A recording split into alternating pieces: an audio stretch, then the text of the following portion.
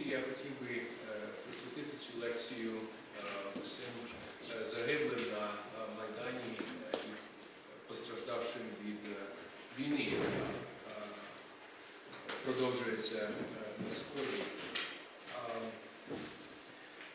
The foundational intuition of this lecture is captured very well by the words of the Orthodox Lenten Triodion, and that is the hymnography of the Orthodox Church, the words that are sung during the Good Friday service.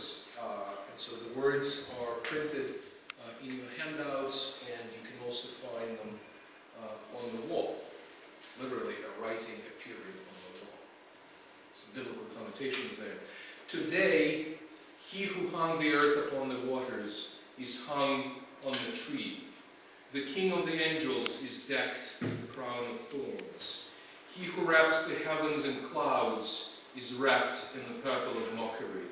He who freed Adam in the Jordan is slapped on the face.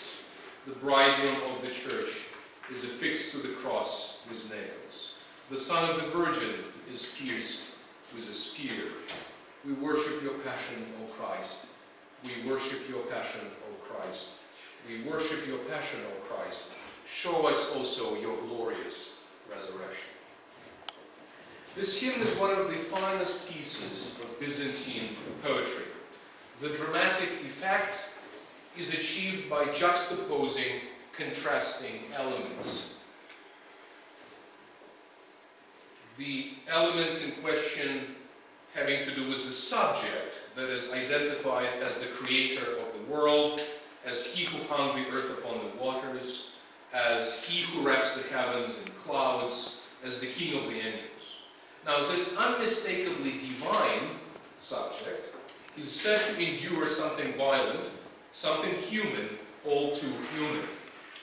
Mockery, offense, crucifixion, piercing, and even death. In this way, a tension is created between what one normally expects of the divine subject, such as miracles and other things, and the human experiences of humiliation and death that are attributed in this particular hymn to the subject. This tension elicits the following set of theological questions. How precisely is God involved in the passion and death of Christ? What does Christ's crucifixion reveal about the character of God? More generally, what would it mean for God to suffer or feel emotions? And finally, can God suffer and remain God? Now, one way of summing up these questions would be to ask the following question. What does the image of the crucified figure have to do with God? How does one provide a religiously compelling answer that at the same time satisfies philosophically? How does one offer a philosophical account that is meaningful existentially? Theologians often successfully appeal to religious emotions, but fail to satisfy reason. Philosophers are skilled at offering cogent arguments, but fail to speak to our religious sensibilities. Now, I suspect that one could spend days, months, or even years reflecting on this set of questions. In happier times, some people did. Now, we shall, however, have to think fast, because we have about 40 minutes to cover the following items. First, I will discuss the grounds on which many contemporary theologians accept the claim that God suffers and reject the classical Christian view that God is impassible. Now, the term impassible requires an explanation.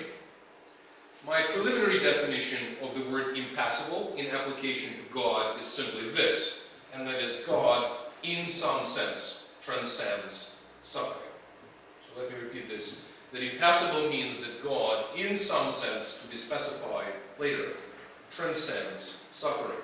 So impassible does not mean, in this context, apathetic or unconcerned or indifferent to suffering altogether. To put this differently, In fact, the claim that God is apathetic or unconcerned or indifferent to suffering altogether is quite rightly rejected by most contemporary theologians. Second, I will defend the classical Christian view of divine impassibility and God's participation in suffering, drawing early Christian sources.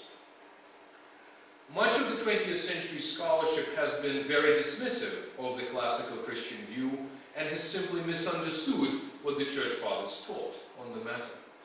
In my analysis, I will touch on the work of the 5th century theologian Cyril of Alexandria. And then finally, I will offer a brief critique of the passibilist position. Now, what I propose to do today is only a light version of what I have more formally argued in print. And I'm referring here to the book that I published with Oxford, well, a decade ago. The title of the book is The Suffering of the Impassible God. I wrote this book to do two things. First, to demolish about a century of questionable historical scholarship and the systematic theology that had built on that scholarship. And then second, after this necessary demolition, I wrote the book to offer a new account of the classical doctrine of divine impassibility and its correlation with divine emotions and with the notion of God's participation in suffering. So what I'm offering today is not just light, but actually, conceivably, an extra light version of the book. Now, it's going to be especially light, and I have to warn you, on the discussion of Scripture. I think the lecture on just the manner of how the question is handled in Scripture would deserve a separate treatment. In order to focus on strictly philosophical arguments. Now, if you want just a taste of a high-proof version, stay for question and answer. And I think we could delve into those more difficult items, if you will, in the Q&A. So what does the passibilist position amount to? Let me define my terms. This position includes one or more of the following claims. The first claim of the passibilist position is that divine nature is in some sense capable of suffering. The second point is that God is also capable of being acted upon. God can in this regard also be a recipient of action, not only just simply an agent. 3, God is capable of self-limitation or kenosis. And of course the term kenosis would require a lot of unpacking. And the asterisk here essentially indicates that a lot of unpacking has to be done in order for us to actually give a serious account of what's at stake. And we will, again in the Q&A, hopefully talk specifically about various conceptions of what self-emptying or kenosis imply. And then fourthly, God is capable of experiencing emotions. So these are distinct. I want to mention that these are quite distinct claims, but they're also interrelated. And many theologians who defend the claim that God suffers integrate them in some interesting ways. And so the fine print, as you can see, is that the terms with the asterisk really allow for a variety of interpretations. And so one should add in some sense or in some special sense after the words with an asterisk. So for example, when theologians claim that God is capable of suffering, what they often have in mind is some vague analog of human mental pain, as opposed to physical or physiological pain. So what are some relevant considerations for holding this position, the passibilist position? So let me offer 5 arguments at this point that have been made in defense of the passibilist position. So the first argument, the first 2 arguments, in fact, are from Revelation. It is the teaching of Scripture in the Church that on the cross Christ suffered and died for our salvation. Christ is God, therefore, so the argument goes, on the cross God himself suffered. So this thesis is particularly eloquently argued by Richard Bauckham in his book, God Crucified. The second argument goes like this. Biblical authors ascribe to God powerful emotions. In Scripture, God becomes angry and repents, feels sorrow, and rejoices. So, for example, in Isaiah 63:9, we read about God's relationship to Israel. And I quote, In all, and the quote is on the PowerPoint, in all their afflictions Yahweh was afflicted. It's a fairly strong Hebrew verb that's used here, tsar, or tsarar, and it means bind, to be bound or to be tied up, to be caused distress. So in all their afflictions, in the afflictions of Israel, Yahweh was afflicted. And the angel of his presence saved them. In his love and in his pity, he redeemed them. So for Yahweh, it would seem, for Yahweh to pity and love Israel is for Yahweh to share in his people's afflictions to the point of being afflicted or distressed himself. Now this point is often cast in polemical terms by biblical scholars. We're told that the God of the Bible is the God of pathos, in opposition to the God of Greek philosophy, who is unconcerned and apathetic. And so this view was classically expressed in the work of Abraham Joshua Heschel, and that is the book The Prophets. This dichotomy remains influential in popular theology and preaching. In more general philosophical terms, one could argue from the nature of love and compassion. Above all else, God is the God of self-giving love and infinite compassion. Now, compassion, it is suggested, literally means compassion, or suffering with. To be compassionate is to suffer with the object of one's love. In the words of Alfred North Whitehead, God is a fellow sufferer who understands. For God to understand our condition is for God to experience what we experience, to suffer what we suffer. Now, these words have struck a deep chord with many theologians of the 20th century, especially those who developed the theologies after Auschwitz and the theologies of the Holocaust. So the contention is that to deal with the reality of horrendous evil, it is consoling and spiritually fruitful to speak of a God who suffers with those who are victimized and killed. This is brought very powerfully by the famous words of Dietrich Bonhoeffer, and I quote, and this is Bonhoeffer writing from prison on the mystery of Easter, and I quote, God lets himself be pushed out of the world and onto the cross, and it is precisely the way, the only way, in which he can be with us and help us. End of quotation. Now the fourth argument has to do with the nature of petitionary prayer. Now, petitionary prayer is a prayer in which we simply ask something of God. So God is said to hear such prayers and also respond to them.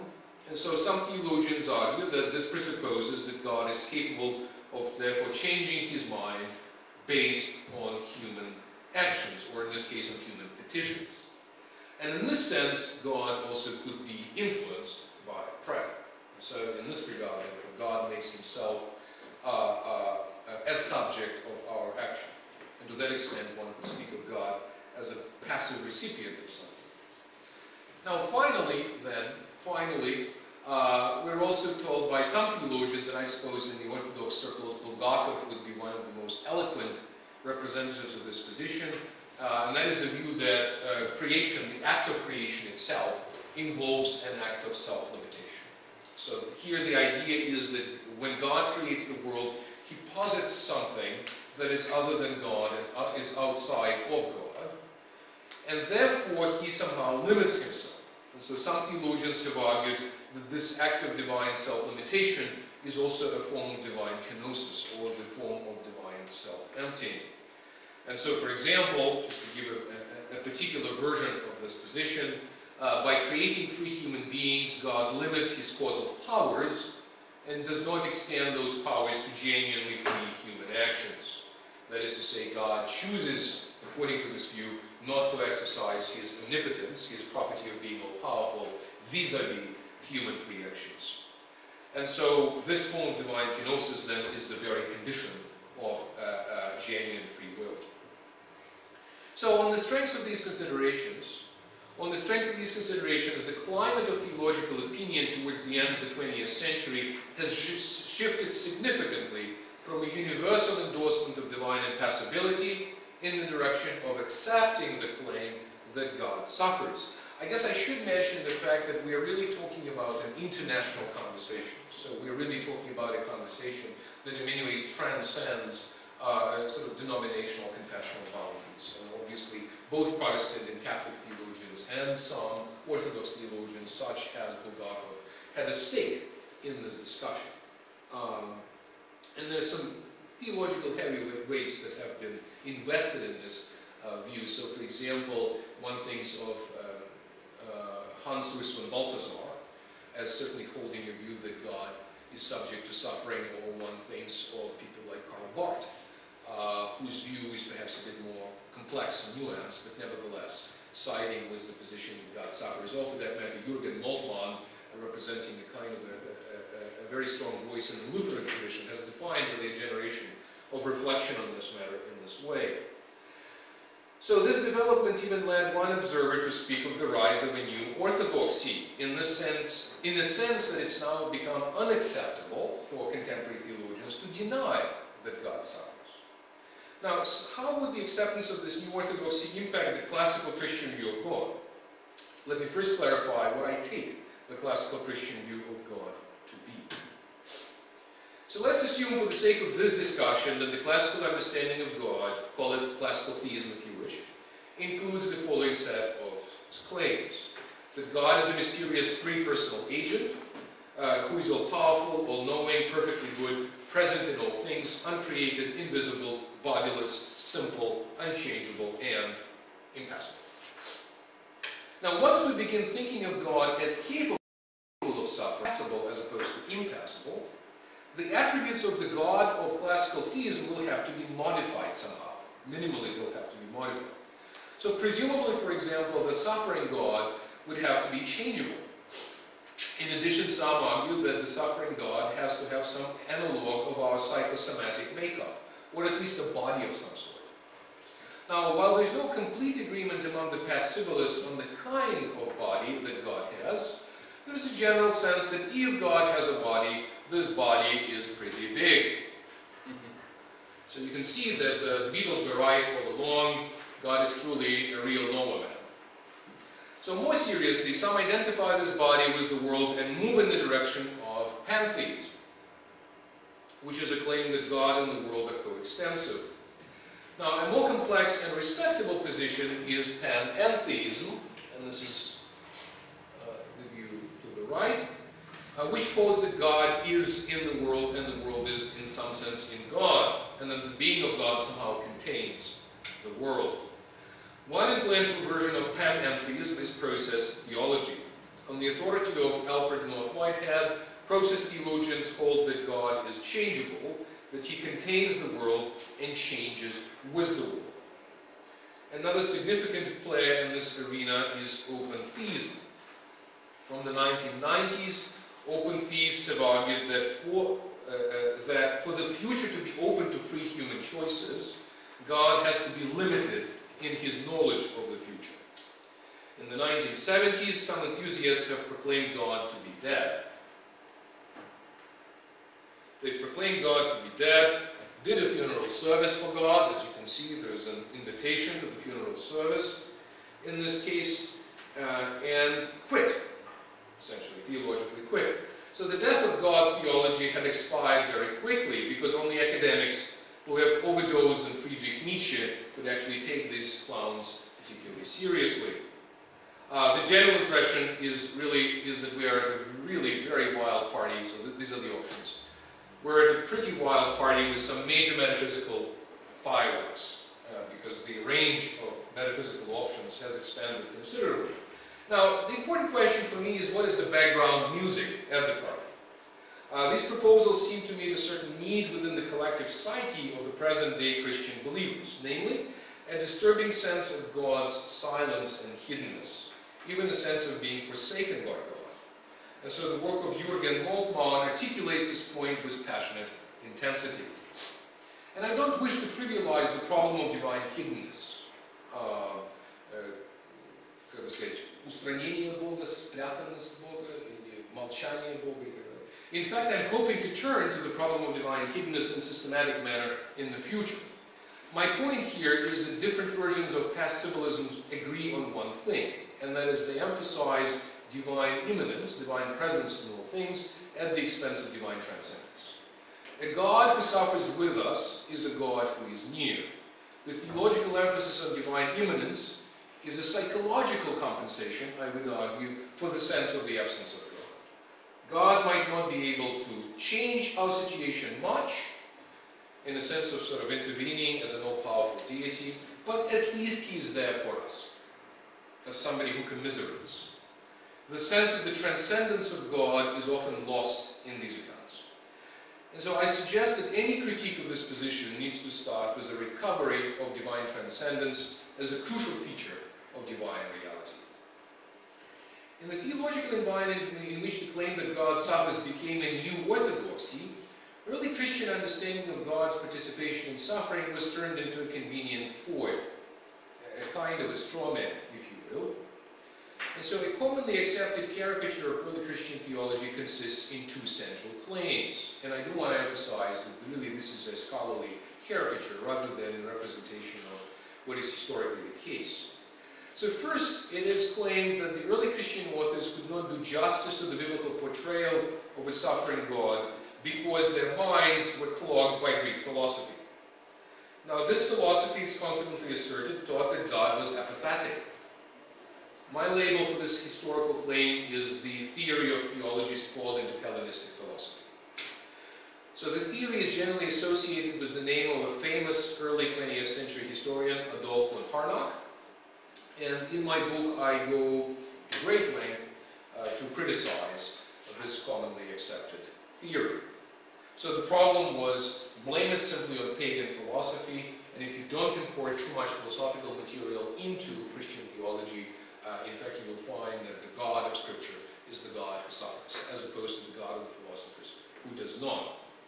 Now, second, in the second piece to that caricature of the Church's view, is that the teaching of the Church about Christ's two natures, human and divine, was flattened into a sterile claim that on the cross only Christ's humanity suffered, while his divinity remained untouched by suffering, removed, as it were, from the scene of suffering.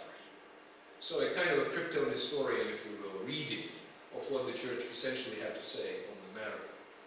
Now, is this picture accurate and complete? And so in my judgment, this interpretation of the classical Christian view does not square with the evidence.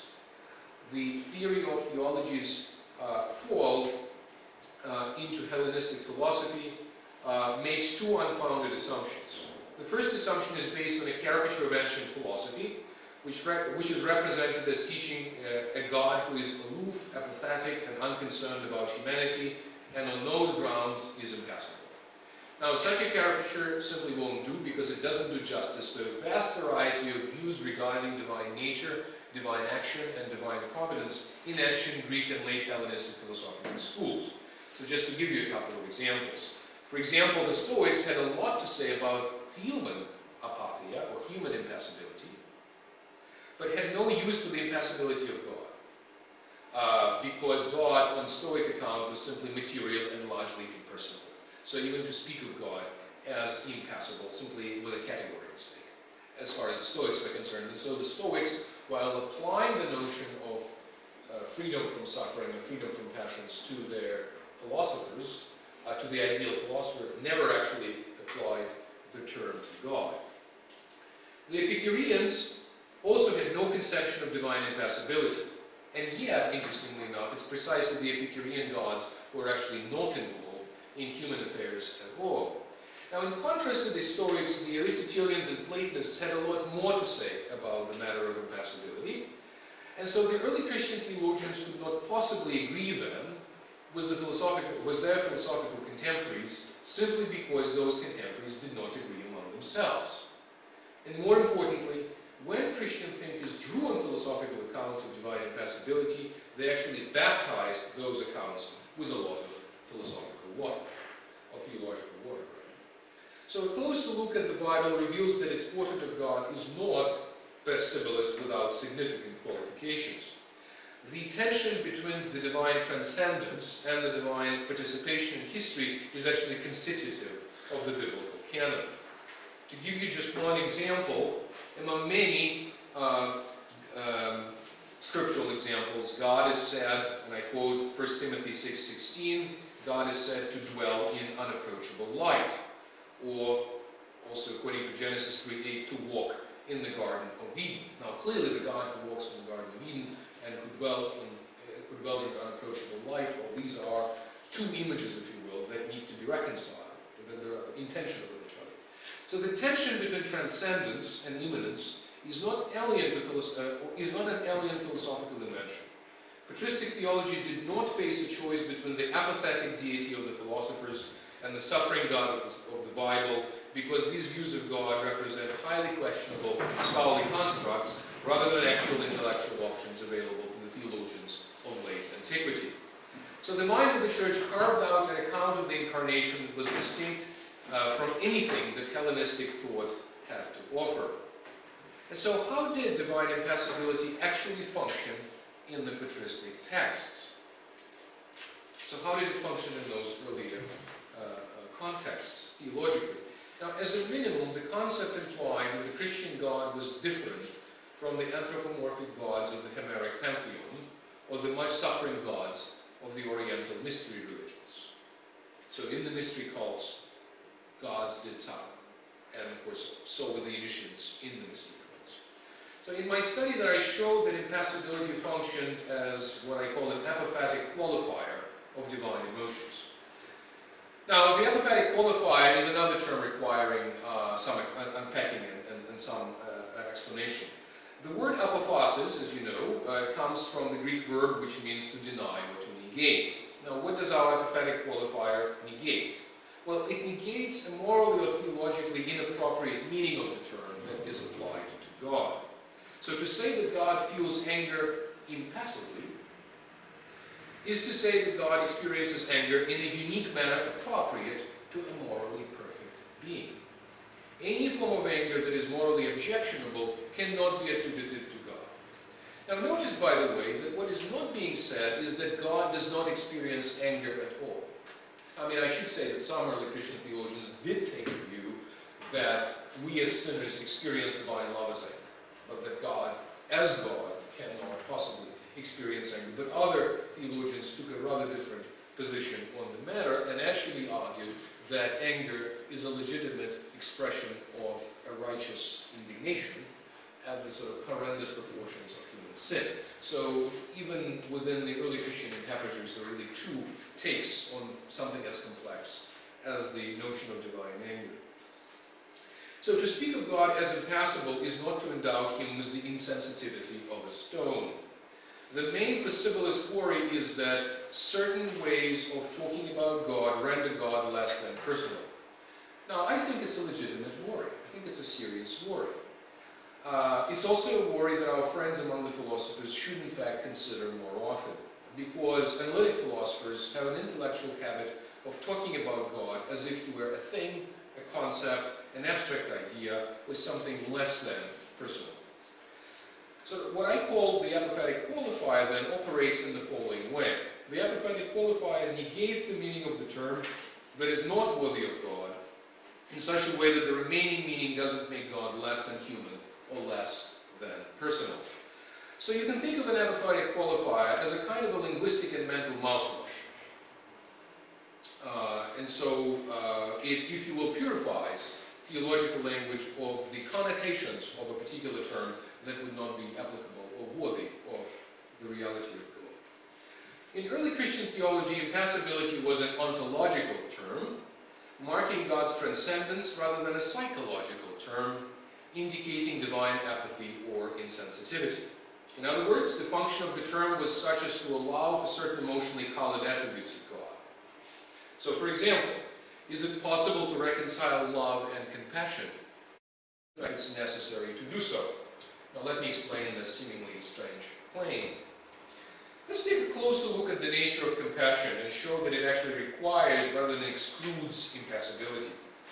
To remind you, the passibilist claim that compassion is nothing but suffering, the passibilist claim, is that compassion is nothing but compassion. That is to say, it's nothing but suffering with the sufferer. Now, it's certainly true that some minimal imaginative appreciation of the situation of the sufferer is necessary for any person to be moved by compassion. However, a mere reproduction of the sufferer's feeling is not quite enough for a compassionate action. So my emphasis here is on the claim that compassion is principally and first of all an action. As the German philosopher Max Scheler has indicated, and there is a quote, "It's perfectly meaningful to say, I can quite visualize your feelings, but I have absolutely no compassion or no pity for you." Now let me give you an illustration. I don't know how many of you have watched the 2012 musical based on Victor Hugo's Les Miserables. This is a film that was quite popular with my students, I guess. There might be some people in the audience who either have read Les Miserables, a possibility of course, or effectively watched the musical. Now I distinctly recall being moved to tears by the story of poor Fantine, and it truly helped me that she was played by that quintessence of female allure and fragility that is Anne Hathaway. And I should remark here that Hugh Jackman, who actually plays a phenomenal Jean Valjean, and also displays an extraordinary psychological complexity, didn't quite do it for me. Anne Hathaway did. And so let me ask you, does this sort of symphony of emotions rushing through my head as I was watching the suffering of Fantine, no matter how profound and cathartic, amount to actually genuine compassion? Now Augustine certainly did not believe so when he observed about the Roman theater. And this is Augustine's statement. A member of the audience is not excited to offer help when he or she watches the show, but is only invited to grieve. Now similarly, I visualize the ordeal of poor Fantine without quite leaving my seat in the theater or lifting a finger. So a genuine act of compassion must always go beyond a mere emotional reproduction of another person's grief. As Cicero put it, and I quote, "The point is not simply to share the distress of others, but to relieve others of their distress as much as we can." End of quotation. So I agree with Cicero and Augustine that true compassion is first and foremost a benevolent action. And so consider then the logic of compassion. A compassionate action requires more than mere empathy or emotional identification. The compassionate person may indeed suffer by entering the situation of the sufferer, but her suffering, of the person who feels compassion, must not and cannot be merely identical to that of the sufferer. In fact, if it is the same, if compassion is nothing but suffering with, if it is the same, then her ability to help is actually severely diminished. The compassionate person, for example, suffers voluntarily because he or she chooses to participate in the situation as a consequence of her compassionate intention, whereas the victim usually suffers against her will. The compassionate person must not be vanquished by suffering, whereas the sufferer is usually overwhelmed. The compassionate person is able to help precisely because she is not susceptible to suffering to the same degree to which the victim is. And so in this sense, the compassionate person must be impervious to suffering and therefore, in this qualified sense, impassible. So it follows that in order to be able to help us, God must be more than a fellow sufferer who understands. In Whitehead's fine phrase, a God who is merely a fellow patient cannot help those who suffer. In fact, it might be said that such a God needs help himself. So divine compassion is far more than sentimental commiseration, or how else you might describe my emotional tempest as I was watching Les Miserables. Divine compassion is primarily an action that is directed at changing the sufferer's situation. This transformation is a crucial aspect of a successful act of compassion. Jesus' raising of Lazarus is a supreme act of divine compassion. Jesus' weeping is an expression of suffering with all those who mourn the death of their friend. But Jesus doesn't stop at weeping. He also raises Lazarus from the dead. And such an act requires precisely an act of transcending suffering and death, and to that extent it requires impassibility. So one could say, therefore, that the theologians who simply claim that God suffers and do not offer any qualifications believe in the God who weeps without quite believing in the God who raises the dead. Now consider further problems with the passibilist position, which attributes suffering directly to the divine nature. First, perpetual divine suffering has no purpose except the perpetuation of misery. To postulate unredeemed suffering in God is to eternalize evil. Far from offering a compelling theodicy or a compelling explanation of the problem of evil, the projection of humanity's suffering onto the inner life of God only compounds the problem of evil. In this picture, the destructive nature of suffering is trivialized and falsely romanticized as something intrinsically valuable and redemptive. The victims of the gulags and the Nazi concentration camps would cry out if they could against such a conception of God. These victims have learned by experience that prolonged suffering destroys personhood if it's not resisted psychologically and overcome spiritually. Second, if God suffers for all eternity, then there is nothing uniquely redemptive about Christ's temporal suffering on the cross. The incarnation becomes a pale copy of what God has been enduring for all eternity. And arguably, I think this is legitimate criticism that could be leveled against the theological systems of people like Bulgakov, and then subsequently Hans Suso and Balthasar, following Bulgakov in this regard. Third, if all experiences of Christ can be predicated directly to God in his divine nature, in other words, if God as God undergoes human suffering exactly in the way that humans suffer, then the assumption of human nature would be rendered rather superfluous, that is to say, unnecessary. In this scheme, human nature only duplicates the experiences that God has already undergone apart from humanity in his divine nature. And fourth, as I said earlier, God's eternal suffering in the divine nature seems to require some form of permanent divine embodiment. That is to say, an inescapable conclusion which only a few modern possibilists would actually be prepared to defend or develop. So the claim that God has a body is a highly questionable proposition. So if God already has a cosmic body, his assumption of an additional human body in the incarnation becomes quite counterclimactic, if not altogether unnecessary. Now finally, within the framework of the incarnation, suffering is predicated to God directly in his divine nature, then God no longer shares in the suffering of the assumed humanity, but rather would seem to suffer in complete separation from humanity. As my friend Thomas Weinandy astutely pointed out, and I quote, ironically, those who advocate a suffering God, having locked suffering within God's divine nature, have actually locked God out of the scene of human suffering. So that seems to be a plausible critique. End of quotation.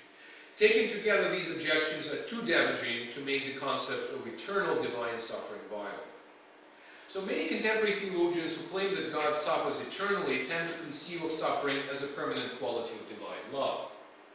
And I concur with the legitimate concern of these theologians that the account of God's love manifested on the cross, so that revelation of God's love manifested on the cross, must be continuous with the qualities of God's love vis-a-vis creation and the bond of love that exists between the persons of the Trinity. So that therefore there is no metaphysical wall, if you will, between the inner Trinity and the economic Trinity. There has to be a way in which the two are correlated. In the words of the 19th century Russian theologian, Metropolitan Filaret of Moscow, the love of the Father is crucifying, the love of the Son is crucified, and the love of the Holy Spirit triumphs by the power of the cross. End of quotation. But what does the triumph by the power of the cross actually mean? It would seem that it means that this love both embraces suffering and also holds the power of the resurrection to transform and conquer all suffering, penetrating to the very depth of hell. And so in response to the modern caricature of the early church's teaching, we need then to set the record straight. So what did the church fathers teach about God's involvement in the passion and death of Christ? Now, it was more important for the church to preserve a fine paradox of the impassible God's suffering in the flesh, And this paradox captures, in my judgment, the vital tension between God's transcendence and undiminished divinity on the one hand, and God's intimate involvement in the tragedy of human suffering on the other hand. God is impassible inasmuch as he is able to conquer sin, suffering, and death, and God is also passible. And I would insist that God is also passible in a carefully qualified sense, inasmuch as in the incarnation, God has chosen to enter human condition in order to transform it. God suffers in and through human nature by taking human emotions and suffering into his life and making these experiences his own. Now, these ideas reached their mature expression in the work of the 5th century theologian Cyril of Alexandria. And I quote, this is an extensive quote from Cyril. For unless Christ had been afraid, human nature could not have become free from fear. Unless Christ had experienced grief, there would never have been any deliverance from grief. Unless he had been troubled and alarmed, no escape from these feelings could have been found. And with regard to every human experience, you will find exactly the corresponding thing in Christ. The passions of his flesh were aroused, not that they might have the upper hand, as they do in us, but in order that when aroused, they might be thoroughly subdued by the power of the Word dwelling in the flesh, the nature thus undergoing a change for the better. End of quotation. So in Christ, God makes human nature his own. God enters into the drama of human brokenness in order to transform our emotional makeup, and in order to triumph over the power of sin and suffering, and in order to conquer death. Unlike human beings, who are often swept away and enslaved by emotions, who often suffer against their will and for no particular purpose, in the incarnation, the Son of God has suffered voluntarily for the purpose of saving humans from sin, suffering, and death. God is neither indifferent to suffering, nor is he conquered by it. Against much of contemporary theologizing on the matter, I reject the attribution to God of a bad infinity of suffering. There is no eternal suffering in the life of God. Rather, the life of God is an eternal victory over suffering, hopelessness, and death. Now, my work and the important studies of other scholars that are worth noting here and that have appeared in the past decade, all of these works cumulatively have contributed to undermining, in my judgment, the passibilist consensus. So the recovery of the concept of divine impassibility has advanced considerably, although more work needs to be done in this area, and especially particularly in the area of the question of divine emotions. So I expect the question of God's involvement in suffering to remain one of the essentially contested questions of Christian theology for the years to come. Let me conclude that the logic of divine incarnation provides a paradigm for all genuine human love, self-sacrifice, and compassion. We are called to love just as God loves. If there is to be any suffering in love, such suffering is meant to be a vehicle of freedom, transformation, and self-transcendence. Other forms of suffering are often profoundly self-destructive. So it is only the impassible God, who in the incarnation made our nature his own, who purified our emotions and defeated death by the power of his passion. It is only such a God that can help us and can save us. And this I take to be the very core of the classical Christian understanding of God's participation in suffering. Thank you very much.